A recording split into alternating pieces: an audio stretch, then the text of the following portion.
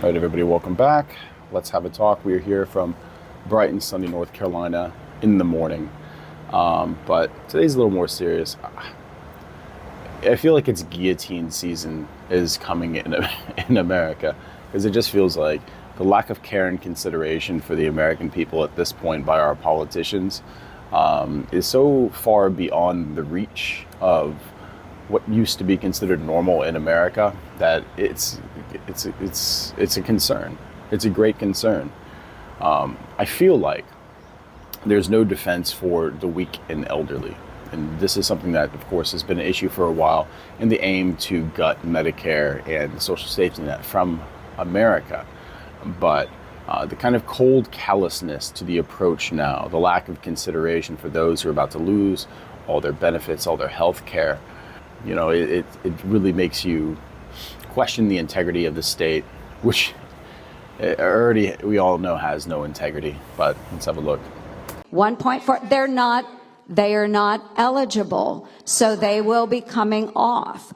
So people are not, well, we all are going to die.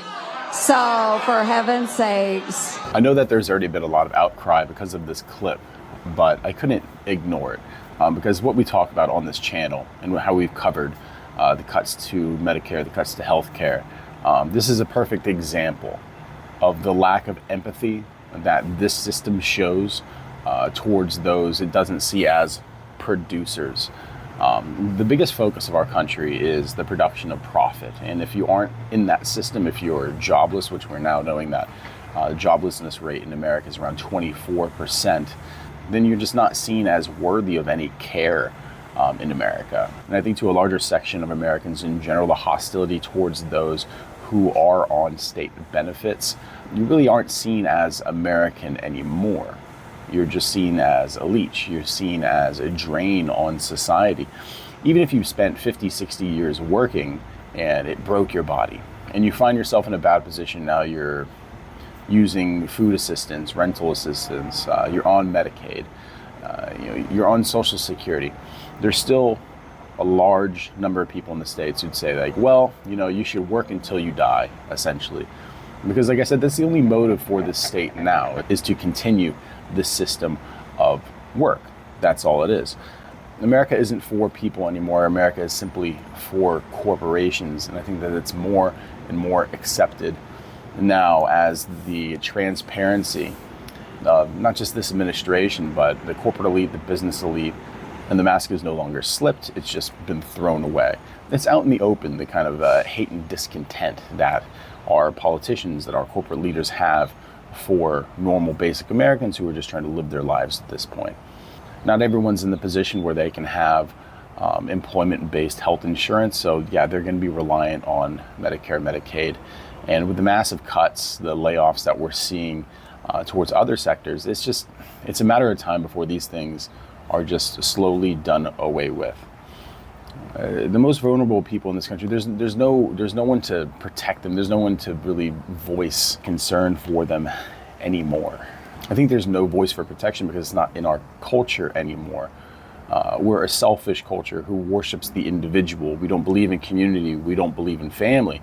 So we certainly don't believe in putting ourselves out there to protect the interest and well-being of people that we are told are lazy, that we are told are just net negatives to the system. We're supposed to protect the elderly. Historically, you protect the elderly in your community. You protect the disabled in your community. You do what you can to lift them up and to make sure that they're well taken care of. But in our system, it's just, we're all going to die sometime. We already know that the cuts to Medicaid are essentially going to cost 21,000 lives per year. And 21,000 lives per year of lives that didn't need to be lost. But I guess we're all just going to die anyway. Like I said, it's this kind of cold callousness to the approach that brings a reaction and sees such great umbrage in the people. Because you're supposed to feel horrible when you hear something like this. It's supposed to be bad because it is bad. This is the way that bad people think. And yes, I do believe in the dichotomy between good and evil. I do believe in more black and white, although of course I recognize that there's a gray. But as the political divide and the cultural narratives are fractured more and more, it's harder to ignore the injustice that's plain and evident that's being pushed on the American people. And so we just deserve better as a country, is what it comes down to. We deserve better leadership than this. This kind of playing the lute as Rome burns attitude is something that as Americans we shouldn't tolerate. This whole idea of we need to tear down the country in order to rebuild it, no matter how many lives it costs, no matter how many livelihoods are taken away from people, putting them in dire situations that you've taken away, any way for them to climb back out of.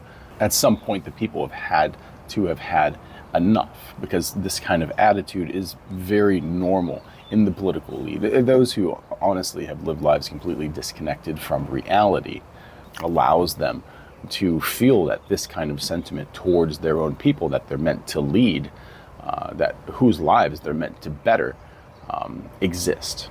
It's something that needs to be confronted and challenged, because we are seeing kind of a creep closer to some kind of conflict that honestly is necessary at this point. And because this mentality, of course, leads to the justification of the massive wealth disparity that we have in this country now, along with just a myriad of other problems of just a country that's not a country anymore.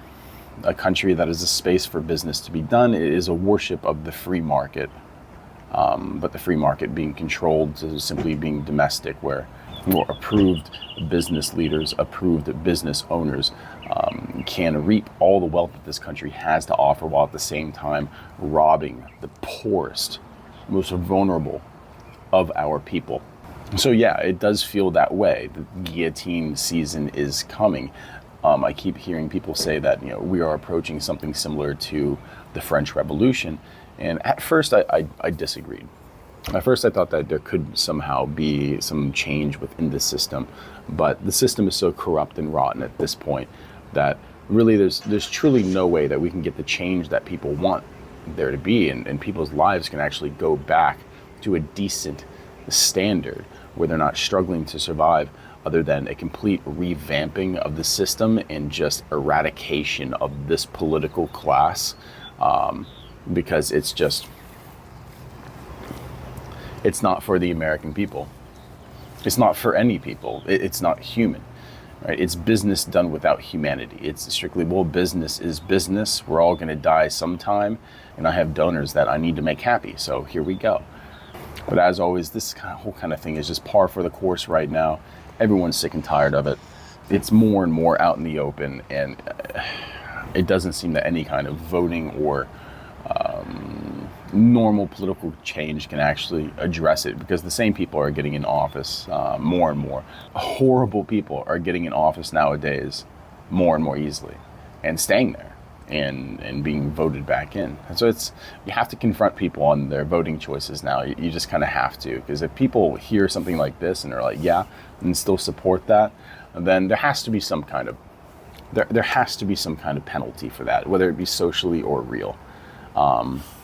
Because when you're talking about at risk 21,000 lives per year, because I don't know, you want to get one over on the libs and you think that Medicare for the elderly and vulnerable is socialist, then you don't belong in charge of this country, and the people who voted for you sure as hell aren't Americans to me, or at least just aren't good people. But it's day 3 on the trip here. Going to be in South Carolina tomorrow, and we've got a nice 5-hour drive today till we get over to the island. And it's gonna be nice to kind of put the feet up and get on the beach for a little bit, have some family time, because the Midwest is draining and your boys from the South, so we love this kind of weather. It's beautiful outside, and it's gonna be a good chance for us to get outside the truck, which we left in the Midwest, get outside the hybrid and actually get out there. But yeah, if you're still at this point, like and subscribe. Think about becoming a member. That's always nice. And we just want to appreciate you guys for everything that you do for this channel, the support that you've given. And the fact is, we can still have a country worth having here, but this kind of stuff needs to be called out, needs to be confronted, and you can't just let it stand, is what it comes down to. So Anyway, like always, again, thank you for support, everyone. And like and subscribe, share, and I hope you guys have a good one. Take care.